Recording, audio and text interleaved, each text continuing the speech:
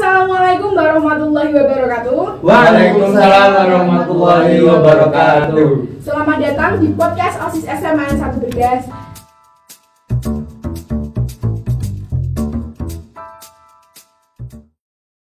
Nah, di sini ketemu lagi nih sama aku Amelia sebagai ketua OSIS yang baru. Di sini kita bakal ngobrol-ngobrol bareng perwakilan OSIS yang sudah purna dan juga yang baru dilantik nih. Yuk kita kenalan dulu. Bisa dimulai dari mbaknya?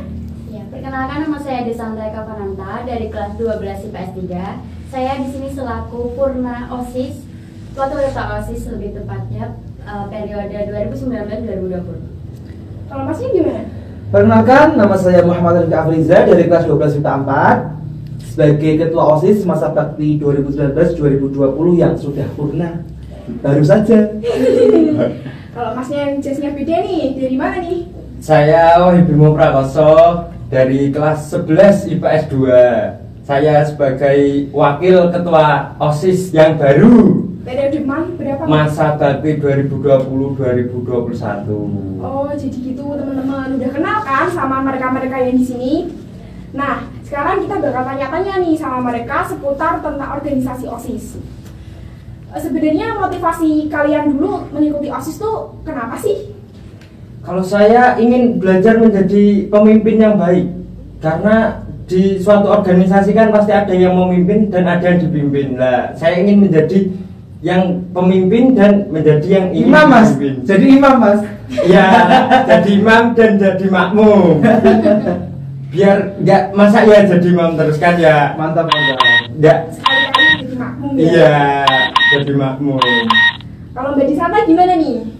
Kalau saya sendiri emang dari SMP suka banget berorganisasi. Nah, di sini juga saya juga ingin melatih jiwa kepemimpinan saya melalui organisasi OSIS. Wah, hebat banget nih dari SMP udah ikut organisasi. Kalau boleh tahu organisasi apa aja tuh?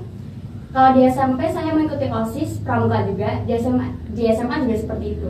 Wah, meneruskan nih berarti. Mantap. Kalau Mas Rifki gimana nih? Motivasi saya ikut OSIS satu, bukan saya siapa lagi, seperti itu. Bukan apa ini mas? Bukan apa dulu? Kalau bukan saya yang bergerak siapa lagi, seperti itu. Jadi salah satu motivasi terkuat saya untuk jadi OSIS, lebih tepatnya ketua OSIS, kalau bukan saya siapa lagi yang mau mendobrak, menggerakkan, menghidupkan perjuangan organisasi seperti itu. Agar SMA-nya bisa berubah lebih Ya, baik gitu. benar. Biar bisa setara sama yang lain gitu Iya. lah, apalagi ya. Calon-calon RI 1. Amin. Amin. Nah, ini kan udah jadi OSIS satu periode ya. Kalau Masnya sama Mbaknya dua periode. Iya, betul. Nyesel nggak sih jadi OSIS? Gimana Brisanta, nyesel gak? Kalau dari saya sendiri jelas tidak, karena ini menguntungkan sekali buat masa depan kita. Menguntungkan gimana nih, Mbak? Iya, nanti kan kita ke jenjang berikutnya juga pasti ada yang namanya suatu organisasi di universitas. Nah, di situ juga kita Bisa dilanjutkan belajar. ya, Iya, begitu. dan juga berguna banget di kehidupan masyarakat. Tambah relasi juga ya. Bener banget bener. Kalau Mas Rifki gimana nih? Awal-awal nyesel sih. Ikut OSIS nyesel sih. Ya gimana ya, manage waktunya itu susah gitu loh. Ikut OSIS, wah disuruh-suruh, kayaknya berat banget kayak gitu. Kayak gitu dulu. Image pertama ikut OSIS tuh jadi, maaf nih ya, tukang suruh. Waduh. Waduh, tukang suruh. Jadi dia disuruh-suruh gitulah. Nah, semakin berjalannya waktu ya lama-lama enjoy sih, dapat relasi banyak, dapat pengalaman, dapat ilmu, bahkan ilmu yang teman-teman nggak dapat tuh saya dapat gitu loh. Di luar-luar banyak seminar-seminar. Nah, biasanya itu yang dibawa, yang dicalonkan atau diajukan keluar itu ketua OSISnya. Nah, ini kesempatan banget.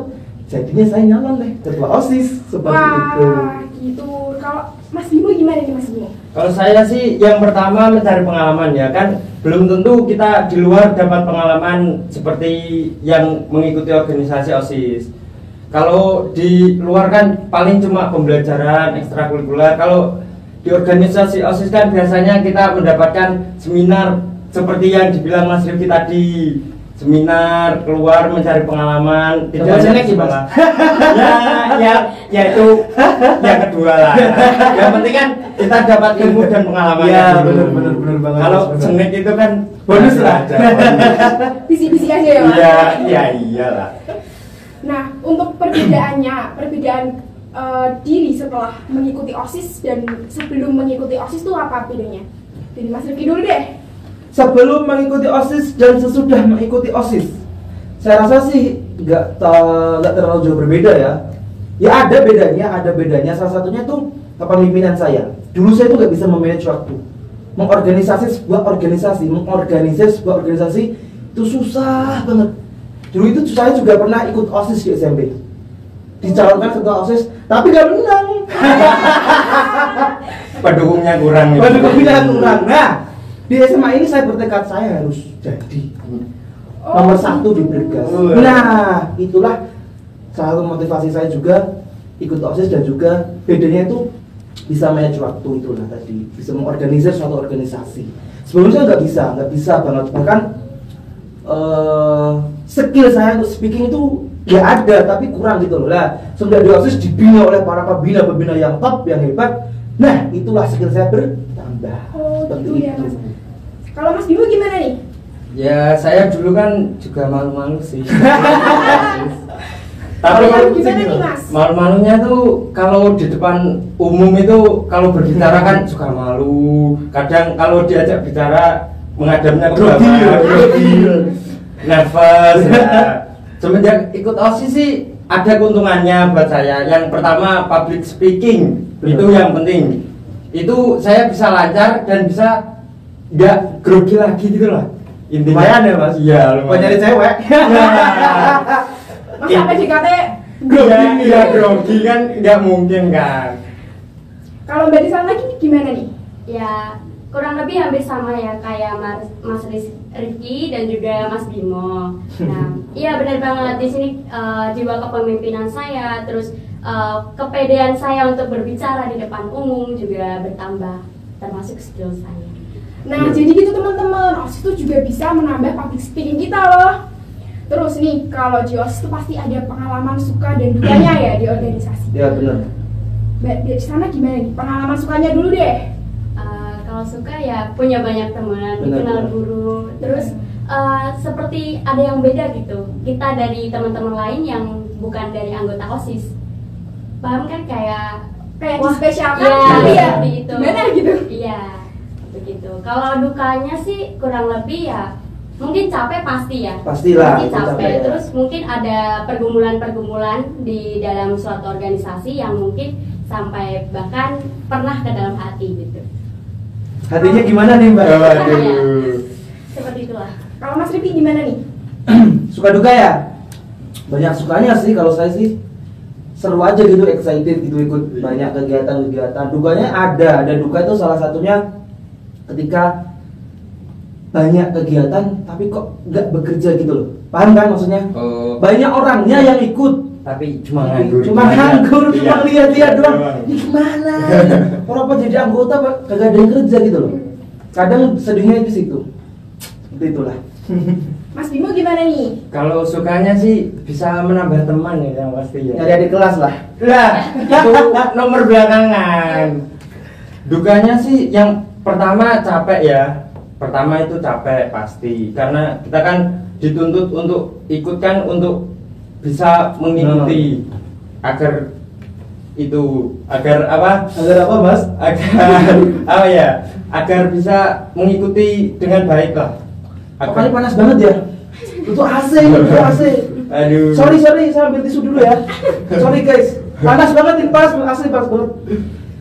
Kalau dipandang guru-guru gitu, kalian kalau merasa dispesialkan gitu, malah rikoh sama temennya, apa malah enjoy menikmati kayak gitu? Ya semua guru kan berbeda ya. Ada yang menspesialkan dan ada yang suka gimana gitu dengan OSIS ya kan. Iya. Ya kita ambil positifnya aja lah. Bener, ambil positifnya aja Mas, bener Mas. Sebenarnya OSIS tuh mengganggu kegiatan belajar mengajar nggak sih? Apalagi kalau sekarang kan daring ya. Kalau daring tuh harus lihat HP terus. Ya, benar. Kalau ada event-event gitu, terganggu nggak KBM-nya? Kalau menurut saya sih nggak terganggu ya.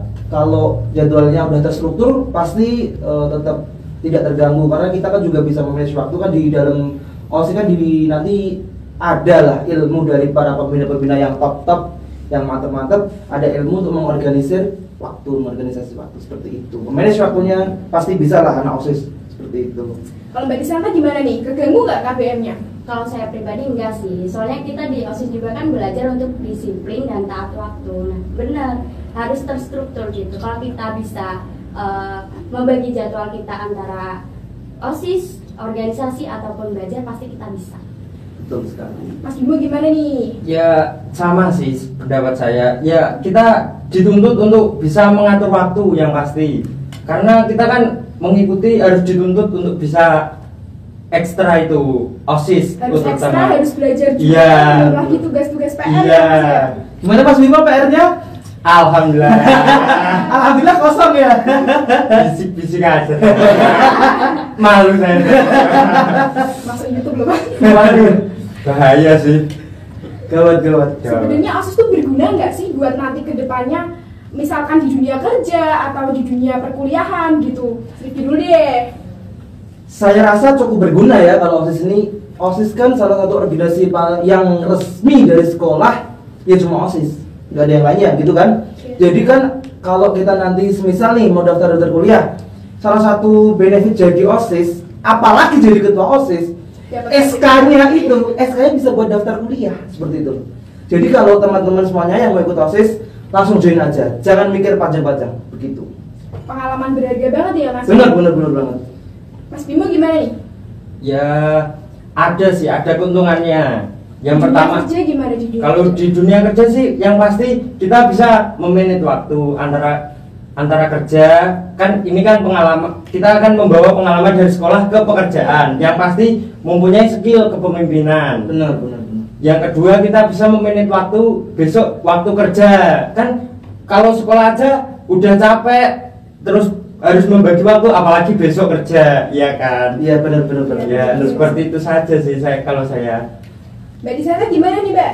Ya kurang lebih sama, cuman di sini saya mau menambahkan, mungkin kalau di dalam dunia kerja pasti kan harus disiplin. Kalau enggak, apalagi kalau kita masih maaf bawahan gitu kan, Iya. baru awal masih lebih bakal, ya benar, dunia kerja itu lebih keras Lebih lagi keras. dari ini gitu. Biasanya kalau orang kerja kan under pressure, di bawah tekanan gitu Iya, kan iya. apalagi. Nah kalau dosis sudah terlatih dong. Jalan-jalanin dengan santai. Gak kaget lah. Iya. Menjalaninya dengan santai. Santai, bener banget Mas. Nah nih yang terakhir nih, kesan-pesan buat penerus OSIS. Gimana dari Mas Rifki lah? Kesan saya jadi OSIS itu suatu pilihan yang sangat tepat di era yang seperti ini. Paham maksudnya apa enggak? Coba dijelasin, mungkin teman-teman kurang paham nih. Gini, OSIS itu tempat mengelola pribadi kalian, psikis kalian. Jadi kalau kalian itu di pelajaran itu kurang ada tekanan, di OSIS mental kalian ditekan. Bener nggak? Bener. Bener kita sekali. Bener. Nah dari tekanan-tekanan itu kita bisa kontrol jiwa kita, bisa kontrol improve yourself. Jadi bisa mengembangkan diri kita bersama-sama seperti itu. Mbak Disanta gimana nih? Kesan dan pesannya buat pengurus OSIS selanjutnya. Pesan untuk pengurus OSIS selanjutnya ya, tetap semangat, harus terus belajar, berdoa sampai terjadi suatu kemenangan, dan tetap berdoa meskipun tidak terjadi apa-apa, seperti itu. Dan kami di sini selalu mendoakan, mensupport kalian tetap menjadi yang lebih baik, harus belajar lebih baik lagi meskipun pokoknya jangan ada sampai kata puas gitu ya. Tuhan memberkati kalian semua. Amin. Siap. Mas Bimo gimana kesan dan pesannya? Harus berlantik loh. Kesan saya sih semangat, yang pasti semangat, karena kan kita juga bukan yang terbaik lah dari angkatan kita semua kan. Ya yang pasti itu kesan-kesan harus jadi yang lebih baik dan supaya mentalnya kuat lah. Ya bener banget. Biar di pekerjaan besok sudah terlatih yang pasti. Mantap banget. Besar, saya mau nambahin boleh nggak? Pesan saya buat seluruh teman-teman, adik-adikku tercinta, kakak-kakak yang kelas 12, tetap semangat belajar, jangan lupa besok sudah ujian sekolah. Semoga besok ujiannya dilancarkan oleh Allah. Amin. Semoga adik-adik kalian tetap semangat belajar, tetap semangat berorganisasi, menimba ilmu dari manapun, seperti kata-kata bijak dari pembina kita, Pak Joko Pujianto, Pak Gimana Jack. tuh? Gimana tuh? Dadio gurune jagat. Wah. Mantap, dadio gurune jagat. Jadi guru untuk semuanya, tapi ambil ilmu dari segalanya. Unggur makola wala tanggur mangkol. Lihatlah apa yang dibicarakan, bukan siapa yang berbicara. Seperti itu teman-temanku.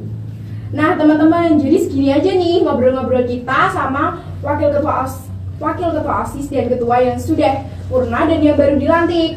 Sampai jumpa di video selanjutnya. Dah.